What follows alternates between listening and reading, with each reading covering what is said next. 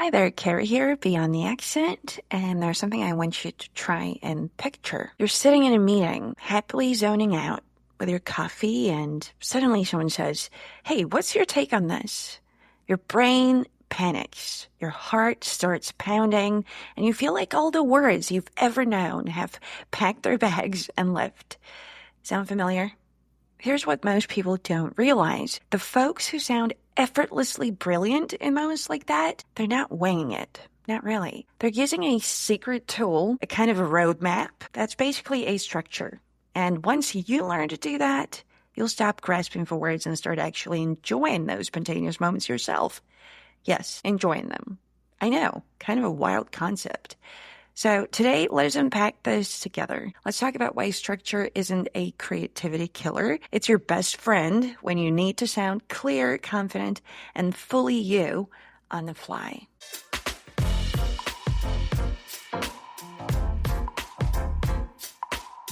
When I say spontaneous speaking, what do you personally picture? Maybe you imagine being on stage, dazzling people with quick wit. Or maybe you picture that awkward moment at a dinner party where everyone's riffing effortlessly and you're over here rehearsing your one-sentence contribution for the fifth time. Here's the thing. We tend to think spontaneity means chaos, total freedom. You just open your mouth and brilliance just kind of flows out, or doesn't. But let me bust that myth for you once and for all. Even jazz musicians, the ultimate improvisers, they aren't just playing random notes. They're riffing, but within a structure. Chord progressions, rhythms, a shared sense of where the song is going. Without that, it's not jazz, it's just noise. And I see this all the time with my students. The ones who freeze mid-sentence, they're trying to build everything from scratch. The ones who flow, however, they've learned to build a little mental scaffolding that they can climb up on, even as they're speaking.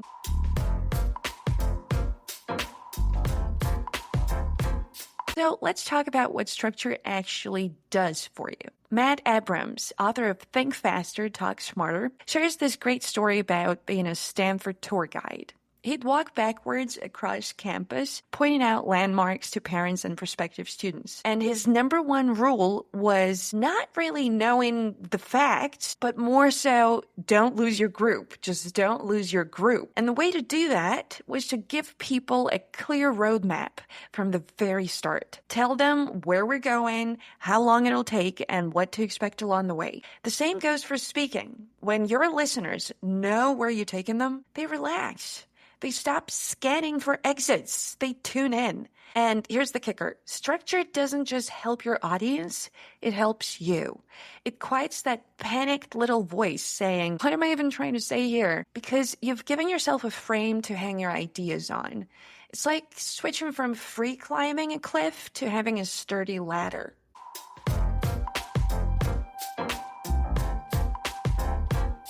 Here's where people often get tripped up, sort of. They think structure is just a list. A list is great, but like for grocery shopping, right? It's terrible, however, for speaking on the spot. Structure is more like a story, right? There's beginning, middle, end. It has a flow, a rhythm, and a logic. Like, think about Martin Luther King Jr.'s I Have a Dream speech. And imagine for a second that he was just listing grievances and hopes at random. Like, he was not doing that. He was taking people on a journey. Problem, solution, vision. If we were to look at the sciencey bit, our brains just aren't wired for bullet points. They're wired for stories. Stories are the ones that stick. Lists don't. Stories light up emotion, memory, imagination. That's why the bullet points on those slides that we show people during meetings, they're not exactly helpful when there isn't a story to accompany the bullet points. So how do you actually do this?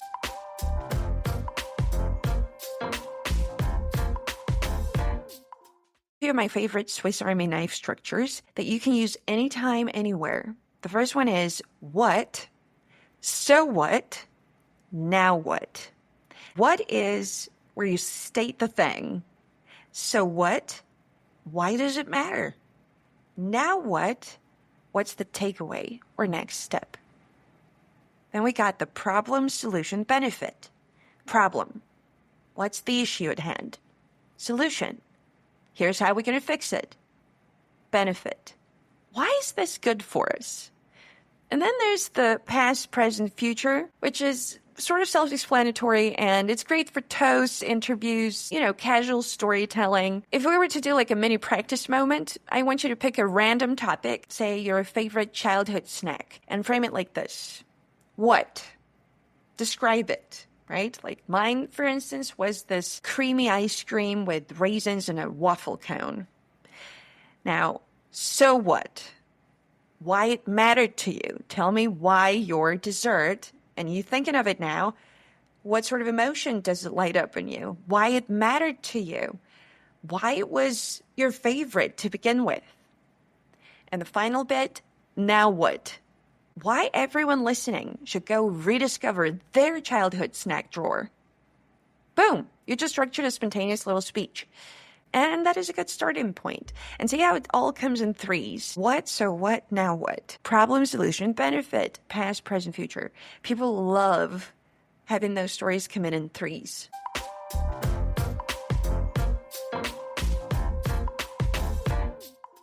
Here's where people hesitate. But if I plan anything, won't I sound fake? How is that spontaneous if there was a plan? Not really. The best improv actors, jazz musicians, and public speakers, they all practice frameworks. They stockpile stories. They learn structures. So when the moment comes, they're not building the house from scratch. They're decorating it. Think of it like driving. You're free to take scenic detours, explore, but the highway still leads you home. It's the highway that was always there. Structure does not make you rigid. It makes you free. It's not about scripting your life. It's about giving your ideas a spine so, that they can stand up and stand up straight. This week, try this. Pick one structure and use it in a real conversation. Notice how much easier it's going to feel to get from that what do I say moment to a confident flowing thought, because you have the highway to rely on that's going to get you home. Because there's the truth. Spontaneity isn't about blurting stuff out unprepared. It's about dancing inside a frame that you've already built for yourself. So this was Beyond the Accent. Hope you have a wonderful rest of the day, and I will see you all soon. In the meantime, keep telling your stories, stay spontaneous, but build your frameworks so that it's easier for you to be spontaneous and stay real.